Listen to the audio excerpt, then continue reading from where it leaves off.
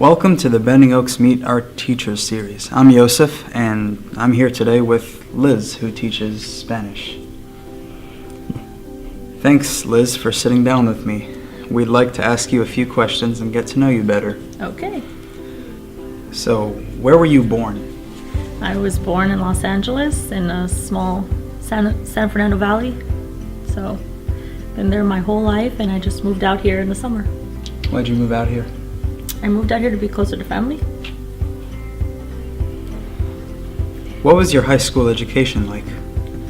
My high school was huge. I think there was like 3,000 to 4,000 people, and the school was divided into tracks. So there was 3 different tracks, and at all times of the year, 2 tracks were on schedule and 1 track was on vacation.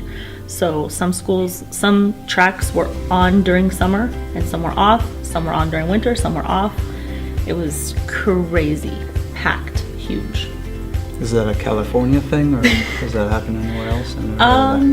I think it's a district thing, because I went, the school district that I was in was the Los Angeles school district. So there was just a lot of kids, and the only way to get the amount of kids that lived in the area, they had to break them up into tracks. And why did you decide to become a teacher?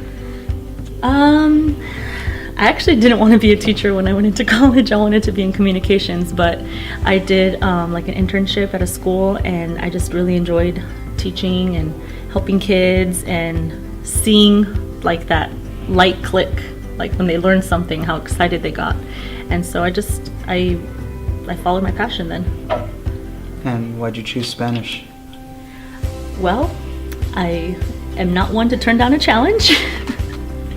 So teaching has been kind of easy for me, but when I got this opportunity to teach Spanish, I just said, you know what? I should always go for challenging, don't settle for easy, and now here I am teaching Spanish. So it wasn't easy for you, Spanish? No, it's not easy for me, and every day I'm quite intimidated. But I'm easing through. So what's the best thing for you about teaching?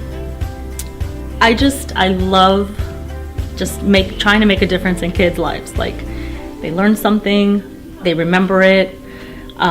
If later on in 10 years, 5 years from now, someone says, oh yeah, Miss Liz taught me this, or oh, I remember this in class, that's all I want. Like, that's the best feeling in the world. What's the hardest thing about teaching? Always being on your toes. As a student asking a question I don't know the answer to. In Spanish, maybe pronouncing something incorrectly, kind of stuttering, but it's very hard because you're always on your toes. You never know what to expect, and every day is different. What do you do at home? Can you tell us about your hobbies? Well, my hobbies before kids was sports. I was very active. I played soccer my whole life. I went to college to play soccer. I love sports. I love working out. I used to like to scrapbook, but it's kind of hard and busy. So now my hobbies are just taking my kids around wherever they want to go. Going to their sports, going to their activities, Boy Scouts, cheerleading, all that stuff. I'm like that rah-rah mom. Next we have, what's the best part about teaching at BendingOaks?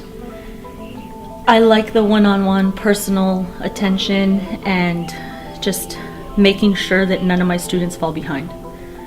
When you're in a big school setting, you got 20, 30 kids, you really can't, you have no time to stop and go back and review. And that's what I really like about this school, is very personable.